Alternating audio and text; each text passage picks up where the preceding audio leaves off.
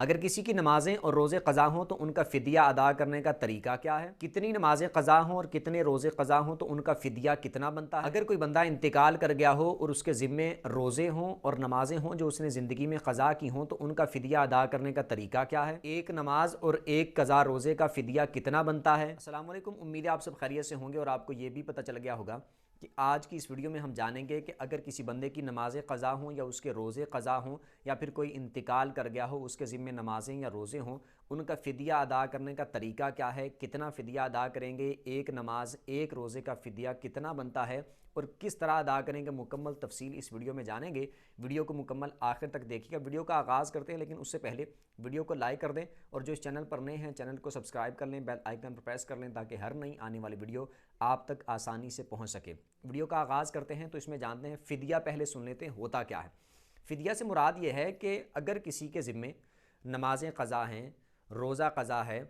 تو اس کا بدلہ کسی اور چیز سے ادا کرنا، وہ چاہے کسی خوراک والی چیز سے ادا کر دینا، پیسوں کے ذریعے ادا کرنا یا کسی اور چیز کے ذریعے ادا کرنا، یعنی یہ جو ہم جس موضوع پہ ویڈیو میں بنا رہا ہوں آپ کو بتا رہا ہوں اس سے متعلق فدیہ کسے کہتے ہیں وہ آپ کو بتا رہا ہوں، ورنہ اس میں دوسری چیزیں بھی آ جاتی ہیں فدیے میں۔ تو اس میں نماز کا یا روزے کا فدیہ ادا کرنا ہے تو اس میں آپ خوراک والی کسی چیز سے، کھانے سے ادا کر سکتے ہیں، پیسوں سے ادا کر سکتے ہیں، مکمل تفصیل میں آپ کو بتاؤں گا۔ اب اس میں کس طرح ادا کرنا ہے، کون کون ادا کر سکتا ہے، یہ میں آپ کو بتاؤں گا۔ پہلی بات یہ ہے کہ ایسا بندہ جو بیمار ہو یا پھر ایسا بندہ کہ جو نمازیں جس کی قضا ہیں، روزے جس کے قضا ہیں اور اس نے قضا روزے کیے ہیں، مطلب کہ اس سے چھوٹ گئے تھے روزے، نمازیں اس سے چھوٹ گئی ہیں، اب وہ ان کو رکھ نہیں سکتا یا بہت زیادہ مقدار میں وہ موجود ہیں، جیسے مثال کے طور پر سال کی نمازیں، 2 سال کی، 3 سال کی، 4 سال کی، 5 سال کی نمازیں ہیں یا اس سے زیادہ نمازیں ہیں یا روزے اتنے زیادہ ہیں رمضان کے جو اس کے ذمے ہیں، اس نے نہیں رکھے تھے اور وہ بندہ رکھ سکتا ہے، یعنی ایسا بیمار یا انتقال اس کا نہیں ہوا، زندہ ہے، حیات ہے اور بہت زیادہ ایسا بیمار نہیں ہے کہ دوبارہ ٹھیک نہیں ہو سکتا یا اتنا بوڑھا نہیں ہے کہ دوبارہ کبھی وہ تندرست نہیں ہو سکتا، ٹھیک ہے، جیسے مثال کے طور پر جوان ہے یا 40 سال 50 سال عمر ہے لیکن ٹھیک ٹھاک ہے، روزہ اگر رکھنا چاہے تو رکھ سکتا ہے، نماز پڑھ سکتا ہے، تو اس کے اوپر یہ بات لازم ہوگی کہ وہ یہ نمازیں اور روزے ان کی قضا کرے گا۔ پہلی بات یہ ہو گئی کہ ایسا بندہ جو قضا کر سکتا ہے تو وہ قضا روزے ہی رکھے گا جو اس نے چھوڑ دیے ہیں اور نماز قضا پڑھے گا جو اس سے چھوٹ گئی ہیں۔ دوسری بات یہ کہ اگر کوئی بندہ ایسا ہو جو بوڑھا ہو اور تندرست نہیں ہو سکتا، بوڑھا بندہ ہے تندرست نہیں ہو سکتا، جیسے مثال کے طور پر اس کی ایج 70 سال 80 سال 100 سال اس سے کراس کر گئی ہے، وہ پتہ ہے کہ وہ ٹھیک نہیں ہو سکتا، چارپائی پہ لیٹ گیا ہے، اب وہ اٹھ نہیں سکتا، اس کے اندر طاقت موجود نہیں ہے، سقت موجود نہیں ہے چلنے پھرنے کی، روزہ رکھنے کی، نماز پڑھنے کی، اور دوبارہ کبھی وہ تندرست بھی نہیں ہوگا، یعنی پکا پتہ چل گیا اب وہ عاجز آ چکا ہے، بالکل نماز قضا نہیں پڑھ سکتا، روزے قضا نہیں رکھ سکتا، بالکل عاجز آ چکا ہے اور ڈاکٹروں نے بھی بتا دیا کہ اب یہ کبھی دوبارہ ٹھیک نہیں ہو سکتا، اب دوبارہ اس کے اندر وہ طاقت کبھی لوٹ کر نہیں آ سکتی نمازیں اور روزوں کو قضا کرنے والی، تو ایسی صورت میں یہ والا بندہ قضا روزوں اور قضا نمازوں کی طرف سے فدیہ ادا کر سکتا ہے یا اس کی طرف سے کوئی ادا کر سکتا ہے، گھر والوں میں سے، اولاد میں سے، خاندان والوں میں سے، ایسے بندے کی طرف سے اگر کوئی فدیہ دینا چاہے تو دے سکتا ہے۔ کتنا دینا ہے وہ میں بتاتا ہوں، پہلے یہ سن لیں کہ کون کون دے سکتا ہے اور کس کی طرف سے دیا جا سکتا ہے۔ ایک یہ ہو گیا، پہلے والا میں نے بتا دیا کہ جو بندہ قضا کر سکتا ہے وہ قضا ہی کرے گا، جو کچھ مرضی ہو جائے، وہ فدیہ نہیں دے سکتا، دے گا بھی تو اس کا ہوگا نہیں، اس کو قضا ہی رکھنی پڑیں گی، روزے قضا رکھنے پڑیں گے، نمازیں قضا پڑھنی پڑیں گی۔ ایک یہ بندہ ہو گیا کہ جو ایسا بیمار ہے کہ بالکل عاجز آ چکا ہے، کبھی دوبارہ تندرست نہیں ہوگا، ٹھیک نہیں ہوگا۔ دوسرا بندہ وہ کہ جو انتقال کر چکا ہو، چونکہ انتقال کر چکا ہے اب تو وہ زندگی اس کی ختم، اب تو قضا روزے نہیں رکھ سکتا، نمازیں قضا نہیں پڑھ سکتا، تو اس کی طرف سے اگر اس کی اولاد یا خاندان میں سے اگر کوئی فدیہ ادا کرنا چاہے تو اس کی طرف سے ادا کر سکتے ہیں۔ تو یہ 2 افراد ایسے ہیں، عورتیں ہوں چاہے مرد ہوں، دونوں کے لیے سیم حکم ہے، یا تو عورت اور مرد ایسے ہوں کہ بالکل عاجز آ چکے ہیں، دوبارہ تندرست نہیں ہوں گے، ان کے اندر طاقت موجود نہیں ہے قضا کرنے کی،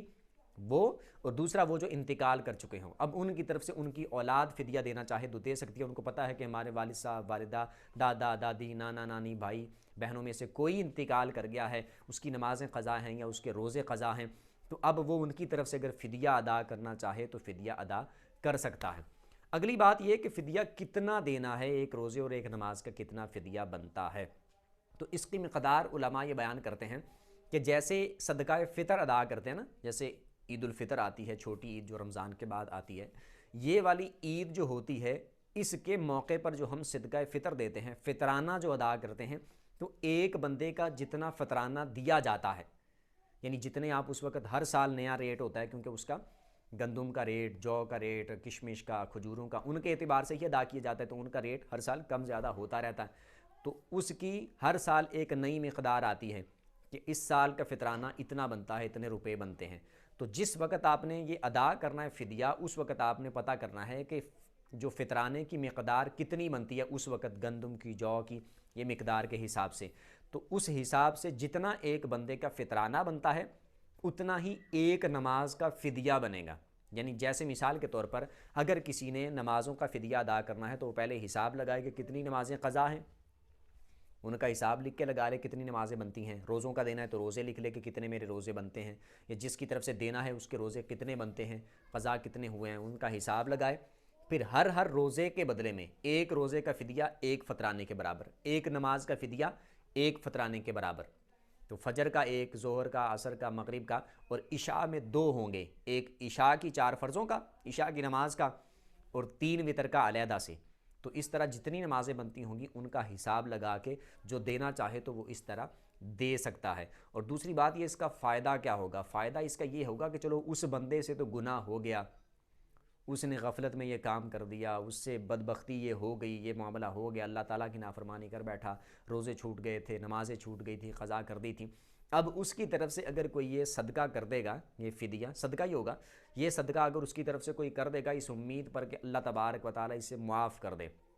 تو اللہ کی رحمت سے امید ہے کہ اس کی قضا نمازوں اور قضا روزوں کا اس سے حساب و کتاب نہ ہو، یا اس کی وجہ سے اس پر عذاب نہ ہو، باقی ہوگا وہی جو اللہ پاک چاہے گا، اللہ تبارک و تعالیٰ جس کو چاہے بخش دے اور جس کو چاہے سزا دے، یہ اللہ تبارک و تعالیٰ کی مرضی پر ہے۔ امید کرتا ہوں کہ آپ کو سمجھ آ گئی ہوگی۔ اگر پھر بھی اس ویڈیو سے متعلق آپ کا کوئی بھی سوال ہو تو آپ کمنٹ میں اپنا سوال پوچھ سکتے ہیں، اور اس ویڈیو کے متعلق آپ کی جو رائے ہو تو وہ بھی آپ کمنٹ میں دے سکتے ہیں، اور ویڈیو جس کو اچھی لگی ہو ویڈیو کو لائک کر دیں، چینل کو سبسکرائب کر لیں، بیل آئیکن پر پریس کر لیں تاکہ ہر نئی آنے والی ویڈیو آپ تک آسانی سے پہنچ سکے۔ اگلی ویڈیو تک کے لیے اجازت دیجیے، اللہ حافظ۔